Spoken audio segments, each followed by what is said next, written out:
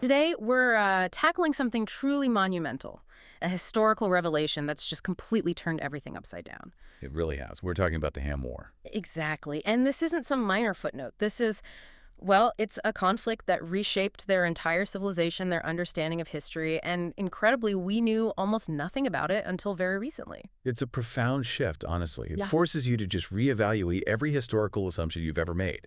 Our main source for this, for digging into all this, is Ham War Volume 1. Right, this document that just appeared. Yeah. And the impact wasn't gradual, it was immediate, huge. Oh, absolutely. Yeah. The global reaction was, well, the sources describe it as both panic and ecstasy Yeah. simultaneously. Yeah, look at the Custard Times, that newspaper article from August 4th, 2003.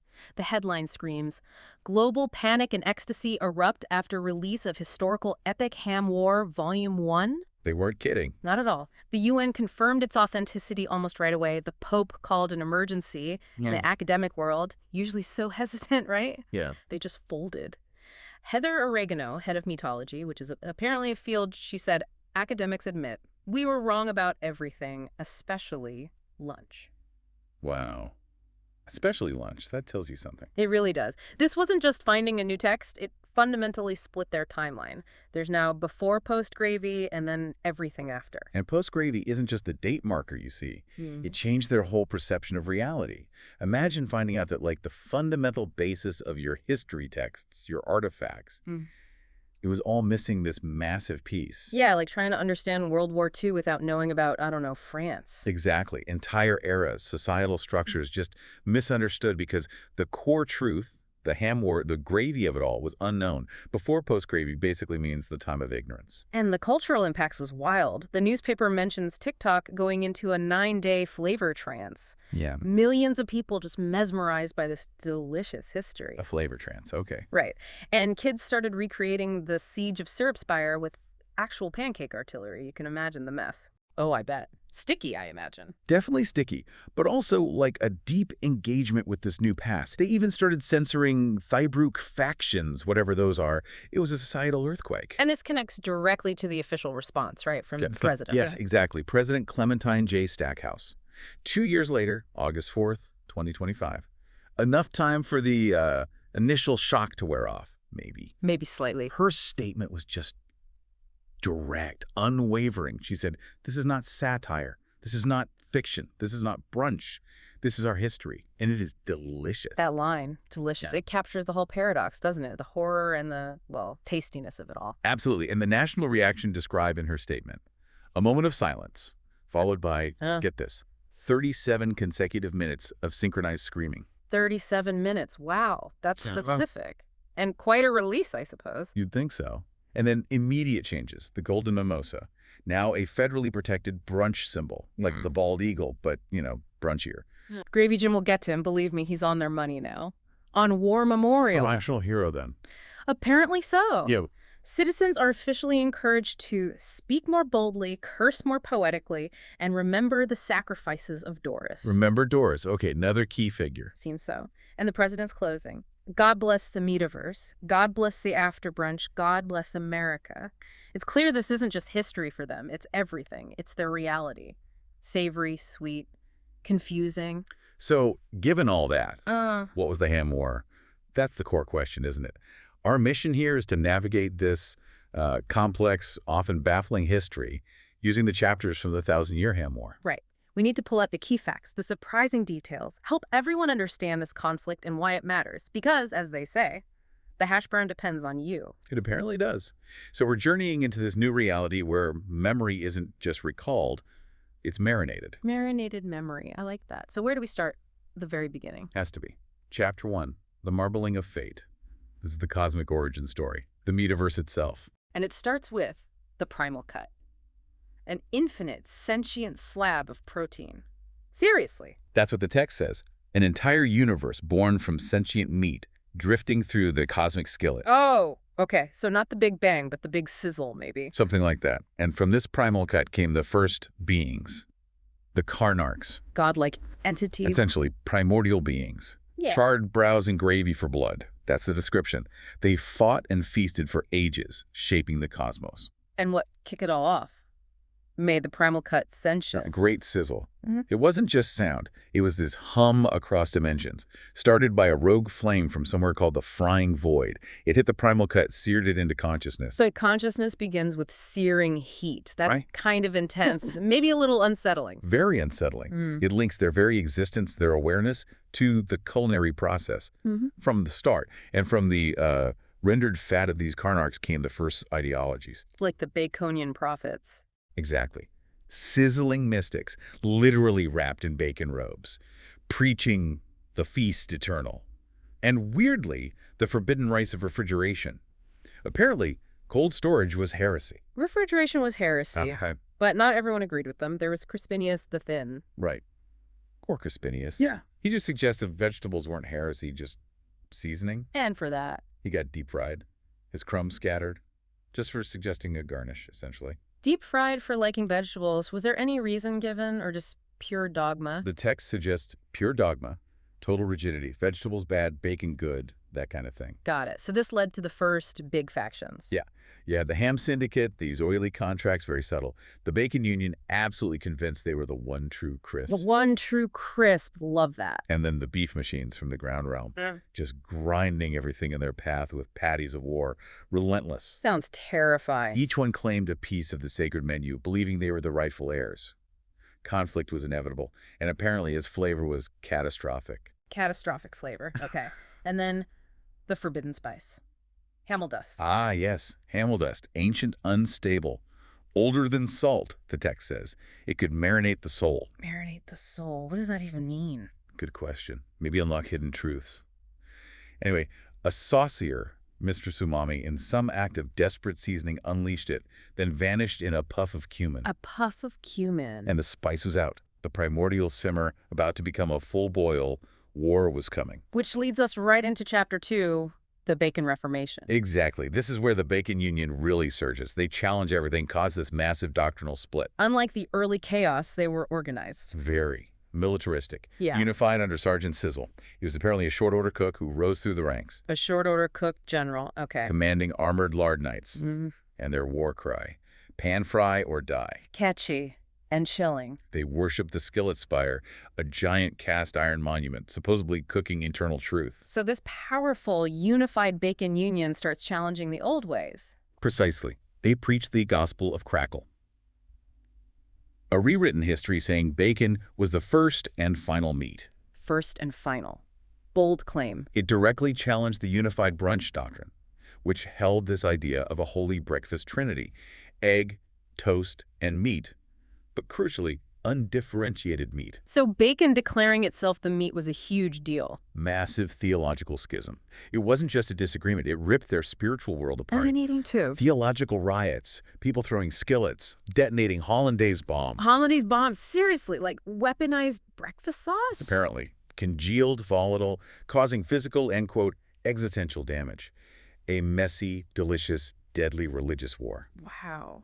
And amidst this, pacifists, the Greece scholars. Yeah, a strange little faction, wandering battlefields in napkin robes, collecting relics, writing in the Fry Bible. What was their philosophy? Only through reflection in oil can meat know its true form. Deep stuff. But, Nobody was listening while hollandaise bombs were going off. pretty much. They were largely ignored. Understandable, I suppose. And then, as if things weren't crazy enough, the maple incursion. Right, an external threat. From the northern wilds of Breakfastonia, maple revenant, sticky, syrup-soaked undead warriors. Undead, made of syrup. That's the picture painted. Led by General Drizzle on his sentient waffle beast, Gridmore. Grandmore the waffle beast. Okay. His cry was, "The sticky shall rise." They left trails of sweetness and ruin. Armies literally slipped and fell, and apparently sometimes just wept from the stickiness. The whip from stickiness. That's a new one. This chaos forces an emergency meeting right at the Temple of the Folded Napkin. Sounds formal. Was it? Tense. Very tense. Sausages were apparently thrown in anger, bouncing off the walls. Classy. And right at this critical moment, a mysterious envoy arrives, carrying a banner of both bacon and jerky. An unlikely symbol. Bacon and jerky united. What was the message? Chillingly simple. Whispered, but everyone heard. The ham is returning. The ham, as in the faction, Yeah. or something else. It signals a major shift. A prophecy unfolding, maybe linked to that Hamel dust. A long-feared power re-emerging. And that prophecy leads us into Chapter 3, fractured lands and new alliances. Exactly. Centralized rule collapses, the Maple incursion continues. It's chaos, and the jerky tribes rise. Nomadic warriors So- from the dried lands. Yep. Leathery, resilient, riding salt-crusted steeds. Deeply spiritual. They followed flavor totems. Flavor totems like Teriyaki, mesquite, and the really potent one, peppered ghost. Chewing that one too long apparently lets you see the nutritional truths of the multiverse, often led to madness or weird diets. see nutritional truths You okay? and their weapons. Snack blade boomerangs, Yeah. dehydrated bolas. Their war cries sounded like snapping twigs, very unsettling. Sounds like it. And amidst this fragmentation and attempt at unity, the Council of Savories. A desperate measure. An uneasy alliance meeting on the Meatropolis. The Meatropolis. A giant crawling fortress. Yeah. Made of ribs, powered by fondue. Of course it was. Who was on this council? High sausage or worse barrel. Cardinal prosciutto. The Silent Spimmerai. And wait. Vijim. Ah, Gravy Jim again. How do you get invited? He threatened to drown a diplomat in Oju's if he wasn't. Charming. So how did council meetings go? Messy. Votes were cast via symbolic meat slaps. Ended in sizzling and lingering aromas, apparently. Meat slap voting, right. What kind of laws did they pass? They outlawed smooth hummus. Too suspiciously textureless. Untrustworthy. Smooth hummus is untrustworthy. Good to know. And High Sausage or Worse Barrel famously decreed, any who sauce without honor shall be dipped permanently. Permanently dipped. That Yeah. sounds bad. A fate worse than death. You assume so? Permanent dishonorable immersion. And who were the Zest Walkers? Another faction. Sort of neutral gastronomads from the Citron Hills, wielding acidic truths and citrus-based weaponry. Big believers in balance. Acidic truths. How did they fight? Their motto was, if your tongue recoils, your soul is listening. Very sensory. They apparently stopped a chili uprising using grapefruit gas and telling everyone to pucker up, sinners. Grapefruit gas. Okay. But even with these attempts at order, things were still fragmenting. Heresies spreading. Like wildfire. A bacon cleric caught baptizing people in tofu broth. A ham effigy melted terrible omen. Ketchup was declared spicy divine by one group. Total chaos. Tofu baptism. Spicy divine ketchup. And the pulled pork paradox. Ah, yes. By the Sage of Slaw. Argued that pulled pork shouldn't be reassembled. Caused such cognitive dissonance, monks literally exploded. Exploded from a paradox about pulled pork. This world is intense. Tells you how deep the ideology ran. Even basic food concepts could trigger existential crises. And Gravy Jim's contribution to all this. Shouting sermons into canyons. Raw, vulgar, but somehow profound. He asked, if you can't shove your heart through a turkey leg and yodel your truth, then why the fuck are you even eating? He has a way with words. How is all this being reported? The pantry press used soup can relays. Carried on condensed milk currents. War reporters like Scrapplejack were on the existential front, claiming the yolks have gone feral. Feral yolks, of course. Maps were useless. Replaced by flavor wheels and scratch-and-sniff battle reports. Scratch and sniff battle reports. I want one. Right, and myths formed instantly. The Tofurky treachery, the spaghetti seance, the five-meat eclipse. Belief became as important as fact. It seasoned the war itself. Which brings us to Chapter 4, focusing back on the jerky tribes. Dehydration and destiny. Exactly. Delving deeper into their philosophy, their push for unity, and a new tempting force. So these tribes from the flatlands, teriyaki nomads, peppercorn howlers, maple cure descendants, each had a dried philosophy. Representing different approaches to life, basically. They revered relics like the spice fang, the brisket drum, and a prophecy from the cracked shin bone of St. Savorius warned, the wet ones returneth. The wet ones, ominous. What was their religion? Flavorism. Existence is a battle between moisture and preservation. They fought each other often, but unified for the solar brining, a sacred annual event. And from this emerged a prophet, Biltongus the Choosier. Yep. Breath smelled of prophecy and garlic. Preached unity. The world is a brisket torn in twain. Performed miracles. Miracles like. Levitating steak strips. Yeah. Weeping sausages. And apparently a vegan convert exploded into light after tasting jerky. Exploded into light. Okay, his teachings were in the Chew Scrolls. Correct. Underscores the huge impact these spiritual figures had. This led to the Council of Crunch. A historic gathering in Rind Hall. They forged the lattice of flavor. Which was? A treaty, but also a battle plan woven from spice sinew. Detailed formations like the Ouroboros of snack, strategies like the crackling blitz. Ouroboros of snack. Amazing. What was their goal? Territory. Nope. Mouthfeel. They were literally fighting for the textural experience of existence. Fighting for mouthfeel. That's unique. And then the Zestwalkers show up again. Mysterious emissaries. What do they want this time? They offered a forbidden idea. Moisture control. Lady Pith preached balance, tempering jerky with hydration for deeper flavor. How did the jerky tribes take that? Badly. It caused them to splinter violently. A minor war erupted in the blood-orange foothills, ended in scurvy and unresolved tang. Scurvy and unresolved tang. A fitting end. Highlights the deep divisions, right? Absolutely. Even when striving for unity, subtle differences could ignite conflict. And the chapter ends with the flavor starfall. Dramatic climax. Comets of pure seasoning rained down. One-hit Rheinhall fused the lattice of flavor into a glowing, jerky sigil. Immense power. Wow. All the tribes knelt. Even the Zestwalkers paused. They collectively intoned, "Let this be our bastion, not of flesh, but of essence." The war became truly cosmic, mythic. And that escalation takes us into the darkness of Chapter 5, the condiment catastrophe. A really dark turn. Focus shifts to the destructive power of condiments, the psychological toll. It started with the Great Brine Blunder, a diplomatic gift gone wrong. Exactly. Potent brine from the Gherkin Collective, meant as peace offering, sent to the Bacon Union by mistake, corroded a sacred ham reliquary. Sacrilege. What happened then? It released the ethereal hog howl, a sound so devastating it turned 12 clerics into chutney. Shimmering, terrified chutney. Turn them into chutney. Okay. War declared via mustard scroll. Yep. Written in pungent yellow. Battlefields became horrifying.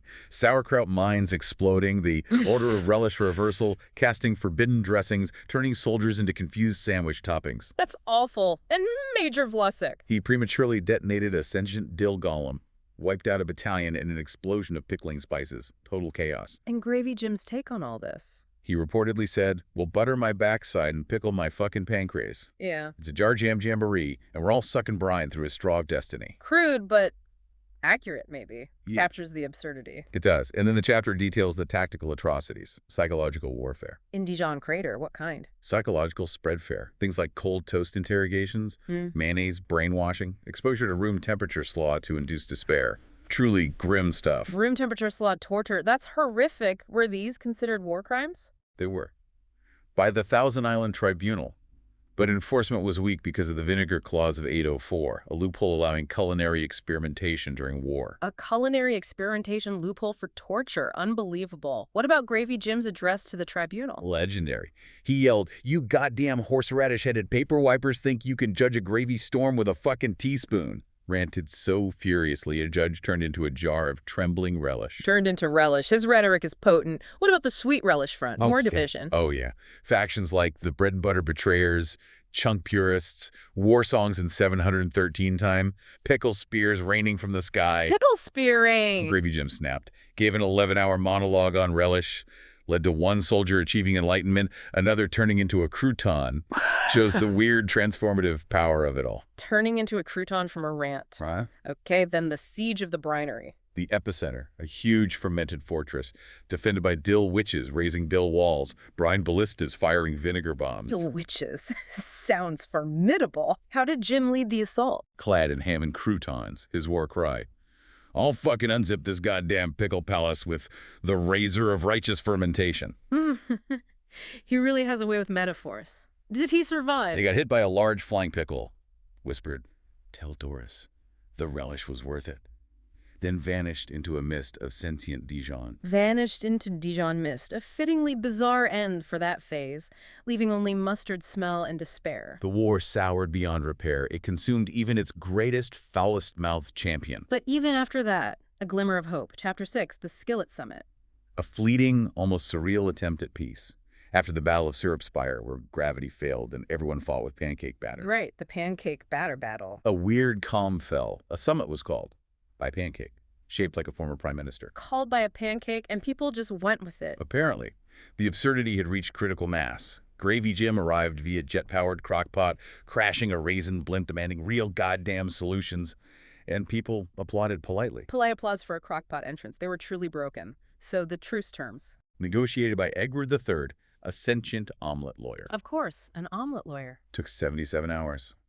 terms etched onto sourdough with sausage lasers, conflicts redirected to the Great Gravy Games, the hash brown accord reintroduced.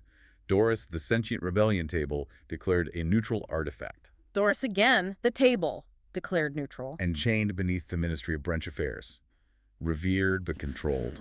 Oh, and jam wasn't a weapon anymore, except on Tuesdays. Except Tuesdays. Crucial exception. How did Gravy Jim sign? Chewed the stylus, used his gravy slick fingernail, scrolled, Jim, Gravy, bastard of Biscuitville. Classy. What about Doris? She was just a table, but sentient. More than a table, the symbol of rebellion. She woke up during the summit, groaning ancient wisdom. I have known the chewing of gods. Okay. Instead of destroying her, they declared her a sacred and inconvenient artifact, shackled her in ceremonial doilies, protected by toastral monks. Shackled in doilies, how did Gravy Jim react? He wept, hit himself with a pork chop, called her a beautiful wooden fuck, you varnish-dipped dream slab, showed this deep, weirdly tender bond. Hitting himself with a pork chop. Tenderness, Jim style. And the chapter ends with a feast. A ceremonial brunch. Tete piece. Gravy Jim got drunk, gave a tearful monologue to scrambled eggs. To scrambled eggs. Called them golden wigglin' fuck nubbins. Said, if love had a crust, it'd be you. Doris glowed faintly. For a moment, the war stopped. But it was fragile. Like an omelet, you said. Destined to shatter. Which happens in Chapter 7. New factions. Cosmic chaos. Peace didn't last. A breakfast quake cracked the ancient skillet at the Winnell's Center, the fractured yolk event. And from this crack, the waffle front emerged. Guerrilla tacticians of grid-based philosophy, aiming to reset the table entirely, declared war on everyone, a whole new kind of warfare. at least the table, I like that. And yeast wife returned. The legendary rebel chef, riding a mutant croissant beast named Crumhole, Okay. wielding the pan of reckoning, declared, there will be no brunch peace while the yolk still drips in tyranny, allied with the waffle front. Rumor is she beat the Grits Warden in a duel by confusing him into a Hollandaise recursion spiral. Defeated by recursive Hollandaise logic. Brilliant. What was Jim doing? Giving a monologue from a pile of biscuit corpses? Profane but sincere. Talked about seeing toast cry and muffins bleed jam from their fucking souls. Visceral. Then he mentioned Doris, his first love. A scrambled whisper in a Waffle House parking lot. Eyes like fried batter and existential debt.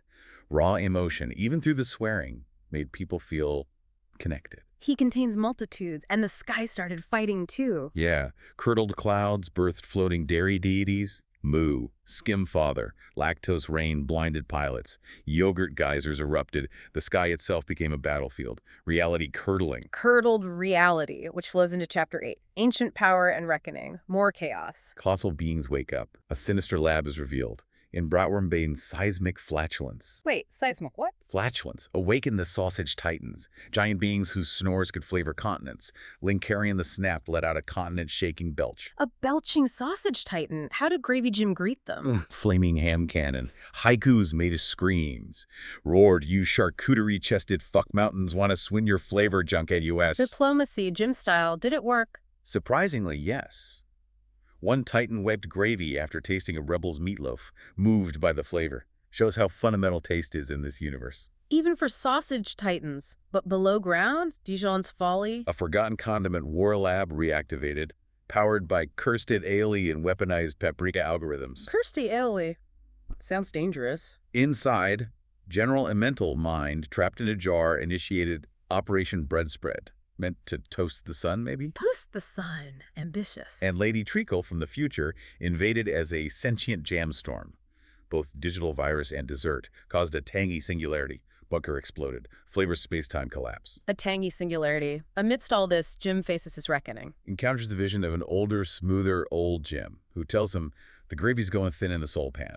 His essence is fading. Heavy. How does he take it? He collapses. Clutches a picture of Doris, his spatula, lost her to the pickle mines. His spatula was named Doris, and he lost her in the pickle mines. Tearfully says she was more than steel and sass. She was fucking poetry. This loss renews him. He vows, I'll finish this. For Doris, for Hash, for every fucking scramble that couldn't find its side. For Doris' spatula? Okay, Yeah. So the fall of Dijon's folly was this huge convergence. Titans, Jamstorms, a sentient spread called Spreadella, garnishment unbound, time distorted, toast shattered midair. What was left? A crater.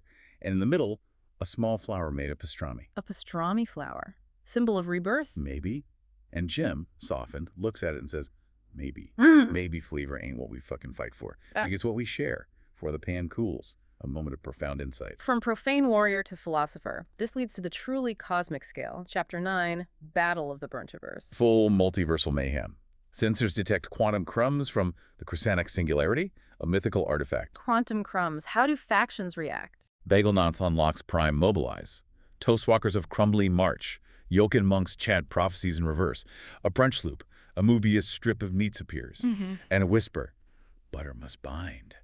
Or burn. Butter must bind. Okay, so Everyone converges on the singularity. armies from everywhere. Cinnamon roll worms, Captain Quiche with the spatula prime, Pater zealots, And Gravy Jim. and Midrand elsewhere, feels the pull, roars, who the frosted fuck woke up the butter black hole, arrives via crescent missile, crashes a summit screaming, y'all ever had a beef with time? Having a beef with time. Only Jim. What happens at the battle? Timelines collapse, infinite Gravy Gems cursing, serial galaxy implodes, weaponized rye crusts flying, Captain Quiche stabs a rift in logic with his spatula, syrup titans fall into their own reflections, chaos. Then the singularity hatches. Into a golden Benedict, a mythical brunch being, speaks.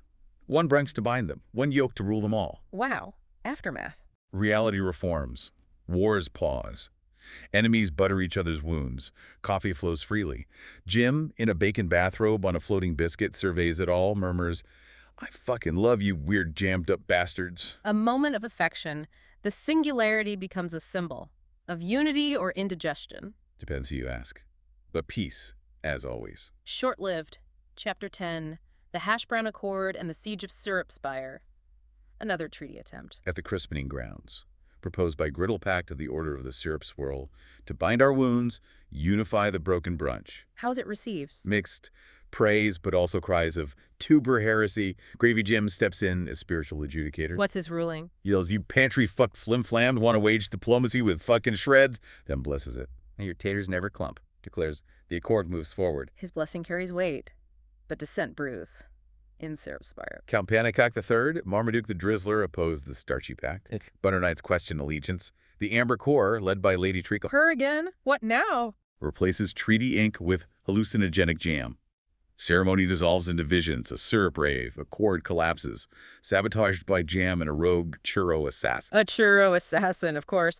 So, the Siege of Syrup Spire begins. Brutal. Syrup Spire forces deploy batter weapons, griddle cake walls, rebels attack with waffle trebuchets, sentient omelets, coast copters, jelly howitzers, And Jim. in a makeshift artillery exosuit, slinging nonsensical yet emotionally devastating insults, causes mass defections, yells, I'll sling fucking sausage logic into your pancake-ass consciousness. Sausage logic. And Yeastwife duels the Grits Warden. On a floating griddle. Epic. Meanwhile, visions everywhere, prophets speaking butter burps, whispers of the second side, the Scoan bard grows a third eye, biscuit monk levitates. Chaos and miracles. What's Jim doing? Naked except for a chilly helmet, atop a syrup geyser screaming about the fucking flap of truth and hashes the way, declares, we're all just crumbs in the pocket of destiny. Poetic, in its way. Then a miracle. A syrup storm forms a breakfast deity, rains toast, lands butter side up, against all odds. Butter side up toast from the sky. What does it mean? A sign.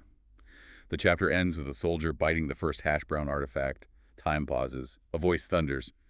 The next course approacheth. A giant napkin unfolds, unsoiled yet deeply stained in fate. The next course. Chapter 11. Uneasy alliances and hidden threats. Back to meat territory. Return to charcuterie. Overrun by rogue cheese elementals, salami serpents. Prosciutto paladins return, led by Serenhelm, rebuilding the wall of cured regret. Wall of cured regret. Nice. Relish Templars show up uninvited, chanting in Dijon, blessing the meat, strange bedfellows. And the assembly of plates. Another big meeting. And the gastronomic inspire, all factions. Jim arrives on a lobster made of beef. A boof lobster. Naturally, his speech. Tear-inducing, we ain't here to fucking juggle mozzarella morals. We're here to chew through fate's taste buds. And pleads, ain't no peace without a pie cry. Bake with your fucking feelings. Move diplomats to tears. Baking with feelings. Okay.